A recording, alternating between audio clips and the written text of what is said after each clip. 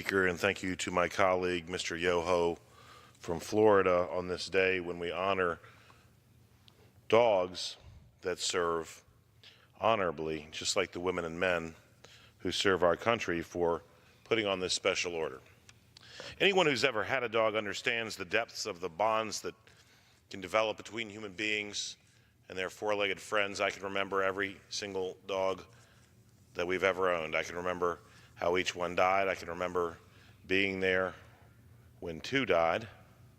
I never had the discipline or the opportunity or honor to serve with the working dogs that defend not just our country abroad, but also here at home. But as I say of my time in the military, I'm not a hero, but I've gotten to meet some. In researching for this opportunity to honor those four-legged heroes and those with whom they work, I had the opportunity to read about some books. Always Faithful, a document of Marine Corps working dogs by William Putney, Dogs of War by Lisa Rognac, War Dogs by Rebecca Frankel, and Sergeant Rex by Mike Dowling, among the most highly commended, as well as one, Unconditional Honor, primarily by Kathy Scott, which recognizes the fact that those of you watching at home and this record might not contemplate, and that is the role that dogs play, not just on the battlefield and in finding missing people and fighting crime here at home, but also in helping our servicemen and women recover from wounds visible and invisible when they return to this country. Indeed, thousands of service members, welcomed by a climate that is shifting as it relates to service dogs, take the definition of working dog beyond the battlefield, side of the field of crime and punishment, into bedrooms and living rooms, and help our brothers and sisters heal from wounds that most of us, praise God, will never be able to imagine. As I think has been noted, at any given time, there are well over 2,000 military working dogs, with roughly 700 serving overseas. These specially trained dogs can cost anywhere from $5,000 to $30,000 to procure and train, and about 30 service dogs annually are killed in the line of duty.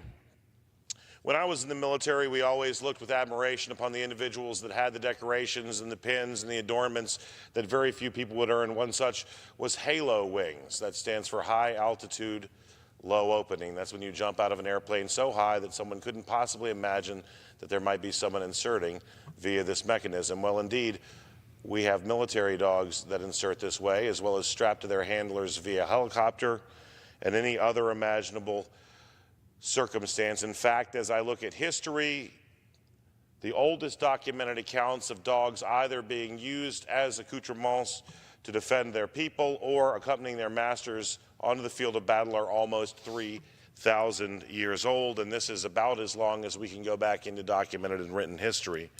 But tonight, Mr. Speaker, I want to speak briefly about a personal friend and hero.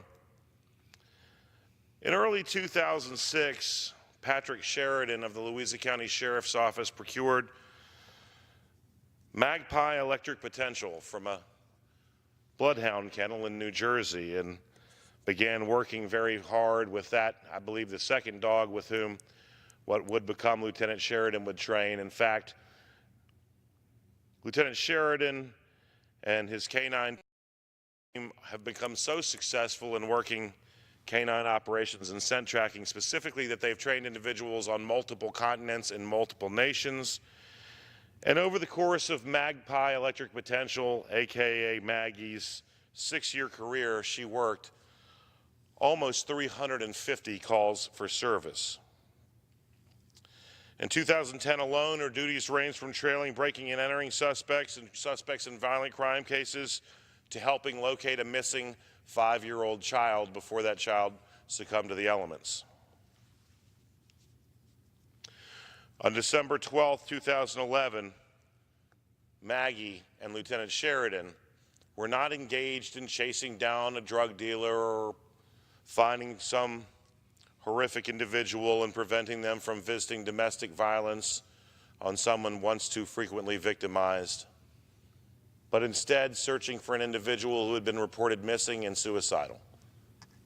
I make this point to note that these dogs defend the people with whom they serve and the people of our communities.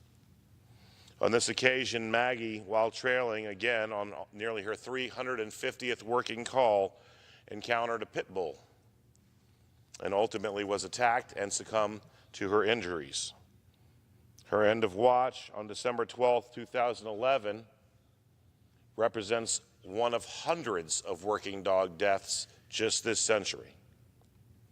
I too commend former President Bush for the establishment and the use of private citizen dollars to do such of a war dog memorial, and hope that we'll see something similar done as it relates to those working dogs who defend us not in the military but in law enforcement here at home, not only by pursuing and apprehending criminals, but also by finding missing children and those who might harm themselves.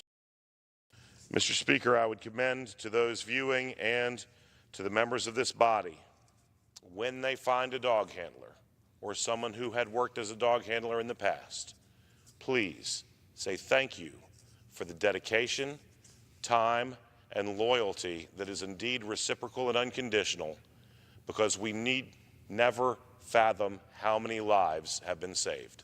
Thank you.